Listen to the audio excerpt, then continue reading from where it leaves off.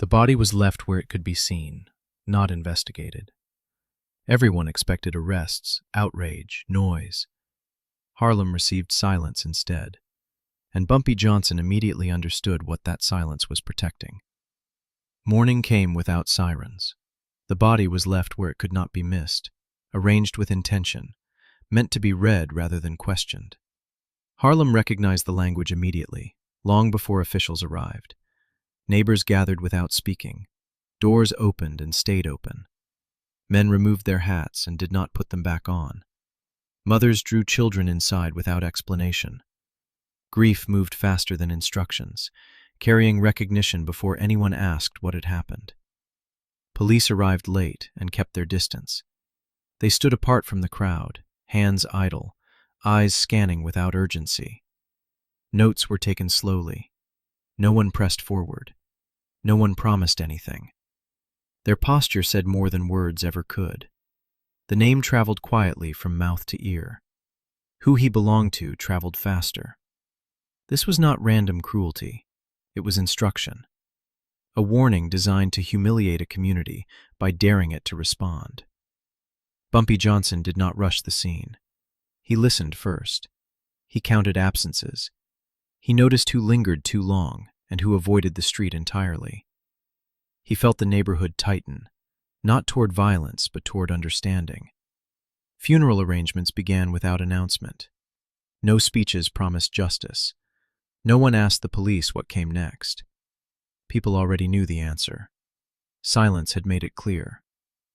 What unsettled Harlem most was not the act alone, but the pairing.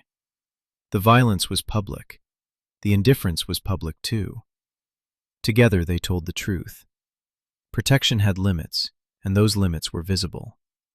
Bumpy absorbed the message without letting it spill into panic. He understood that rage, if released, would finish what intimidation began. Discipline would keep the city intact. As the street slowly returned to motion, one fact settled into place. If justice came, it would not come officially, and it would not come quickly. Harlem remembered everything. Harlem did not answer the killing with noise. That restraint confused outsiders, but it made perfect sense to those who lived there. Grief settled into the neighborhood the way winter air did, slow, heavy, unavoidable. Funeral preparations unfolded quietly. No announcements were posted. No crowds were summoned. People simply knew where to go and when. They arrived dressed carefully, coats pressed, hats low, faces controlled. Mourning was not a performance. It was a responsibility. Bumpy Johnson stood among them without ceremony. He did not position himself at the front. He did not speak unless spoken to. He listened. He watched who arrived early and who stayed until the end. He noticed who avoided the gathering entirely. Absence carried information here. Conversations happened in fragments, short sentences, long pauses. People spoke around the truth rather than into it. They talked about weather, about work, about family, anything but the obvious. That avoidance was not denial. It was discipline. Police presence remained thin. Patrol cars passed through without stopping. Officers avoided eye contact. No updates were offered. Each hour without action hardened understanding. The silence was not confusion. It was policy. Bumpy recognized it immediately. He had seen this posture before. The way authority softened when accountability became inconvenient. The way attention drifted elsewhere. This was not negligence. It was decision. Harlem adjusted accordingly. Men stayed visible longer on familiar corners. Not to threaten, but to be counted. Shopkeepers closed earlier than usual. Mothers changed routines without explanation. The neighborhood did not retreat. It realigned. Bumpy met with people privately, not to plan violence, to confirm restraint. He reminded them, quietly, that chaos would only serve those who had staged the message, that retaliation without patience would invite consequences the community could not absorb. Anger pressed hard. It wanted speed. It wanted release. Bumpy held it back. He understood something essential. If justice did not arrive, response had to arrive intact, measured, collective. Anything fractured would be used against them.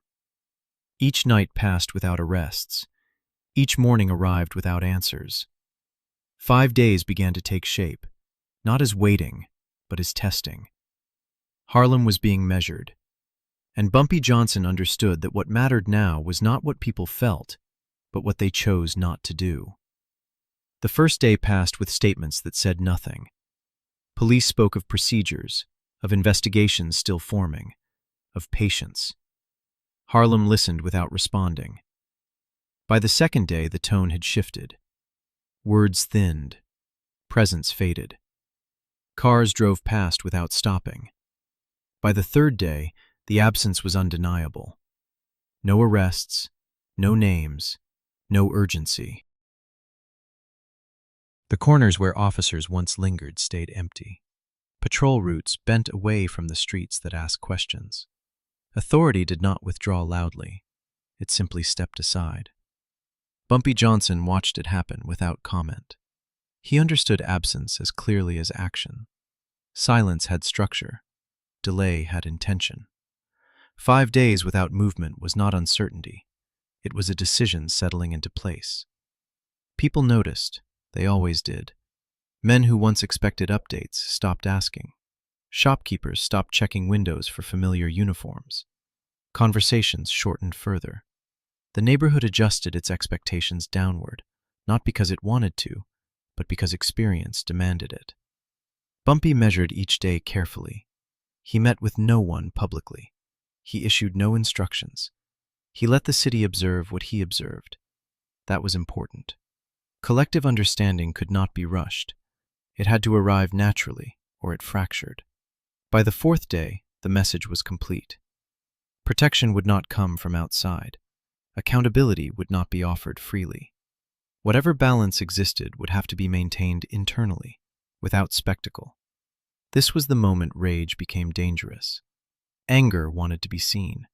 It wanted witnesses. It wanted noise that forced response. Bumpy refused it. He knew the city could not afford a reaction that confirmed every excuse for indifference. He spoke quietly to those who needed to hear it. Not warnings, reminders. That endurance mattered. That memory lasted longer than outrage. That any step taken now would shape how Harlem would be treated long after this moment passed. The fifth day arrived without change. No announcements, no progress, no acknowledgement. That final silence hardened into policy. People understood then why police would later look away, because they had already done so. Not suddenly, gradually, carefully, in a way that left no single moment to protest. Bumpy Johnson absorbed that clarity without showing it. He understood that justice delayed was not justice denied, it was justice displaced. And displacement created space. Space where different rules applied.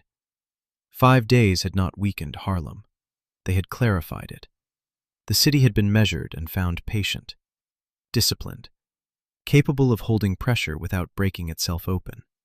And Bumpy Johnson understood that what came next would not need to be announced, because everyone already knew the count had ended.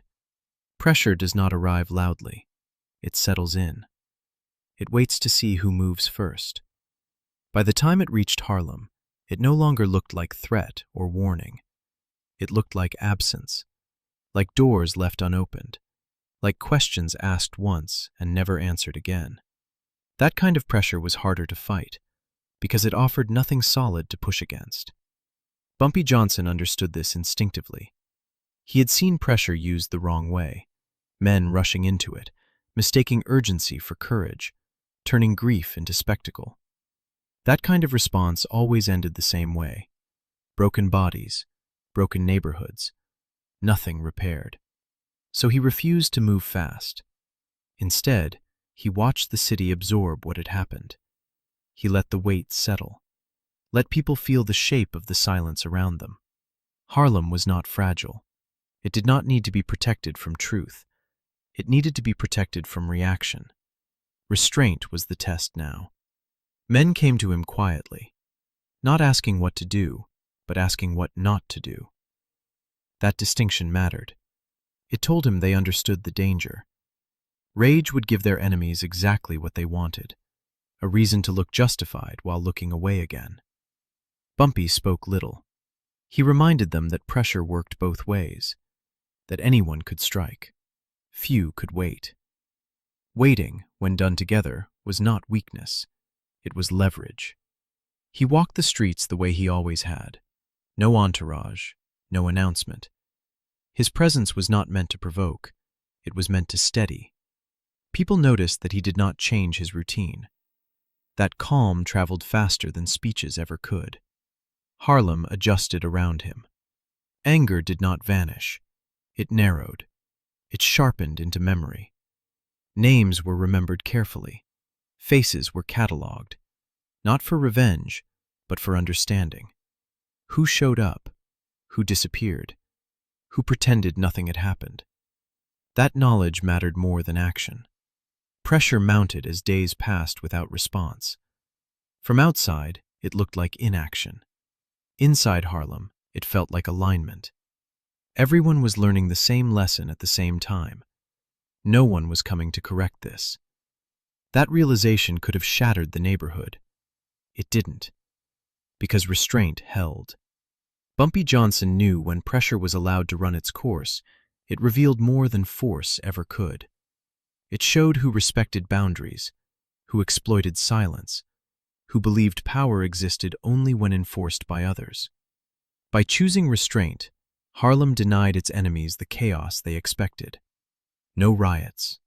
No headlines, no justification. Just a city standing quietly, watching carefully, refusing to self-destruct on someone else's schedule. That refusal was not passive, it was strategic, and by the time the pressure reached its peak, the outcome was already decided, not through violence, but through clarity. Harlem knew exactly where it stood, who it could rely on, and who had chosen to look away. Restraint had turned pressure into proof, and proof, once understood, could not be undone. Without headlines or speeches, the ground began to move. No one could point to the exact moment it happened. There was no meeting where decisions were declared. No order passed from hand to hand. The shift arrived the way pressure does, quietly, then everywhere at once. Bumpy Johnson never framed his response as retaliation. Retaliation asked for acknowledgement. He wanted correction. The men responsible were not confronted directly. That would have been too obvious. Instead, the world around them changed shape. Familiar routines stopped working. Names that once opened doors now met polite delay. Calls went unanswered, not abruptly, but consistently enough to feel intentional. Supply chains slowed, not broken, just delayed. Enough to be noticed, enough to frustrate, enough to remind. The men involved understood something was wrong long before anyone explained it. They felt it in small ways first. A meeting that never materialized, a favor quietly declined, a look that lingered a second longer than comfort allowed. Bumpy allowed those moments to stack. Harlem had learned under his watch that power did not need to announce itself. It only needed to be reliable. And reliability, once withdrawn, was unmistakable. The police presence remained distant. That silence mattered. It confirmed what Bumpy already knew, that no authority outside Harlem intended to intervene on its behalf. Justice would not arrive from City Hall or precinct doors. The neighborhood had been left to itself. So Bumpy ensured it stood together. He moved carefully through the community, speaking less than usual. When he did speak, it was never about vengeance. He talked about stability, about how violence invited chaos, and chaos always collected the wrong debt. He reminded people, quietly, that restraint was not submission, it was leverage. The men who had sent the message felt the weight of that leverage closing in. They realized too late that nothing they did now could escalate the situation without consequences, multiplying beyond their control. Any aggressive move would fracture agreements they depended on. Any attempt to force resolution would expose them further. The balance had shifted, and they were standing on the wrong side of it. There was no public apology. None was needed. What mattered was alignment. and alignment had been restored. Bumpy never claimed victory. He didn't linger in the aftermath. Once the lesson settled, he stepped back into routine as if nothing extraordinary had occurred. That, more than anything, made the point permanent. Because in Harlem, when calm returned without blood, it meant someone had lost without realizing when. And everyone knew exactly who had ensured that outcome.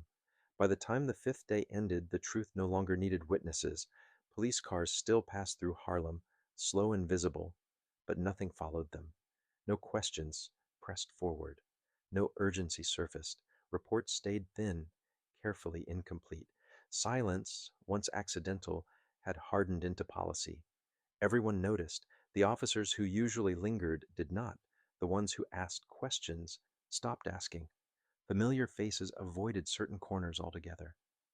It wasn't corruption in the dramatic sense, it was calculation. The understanding that some moments, once allowed to pass, could not be reopened without consequence. Harlem read that decision clearly. People remembered who showed restraint and who vanished, who spoke carefully and who stayed quiet, who acted without needing to be seen.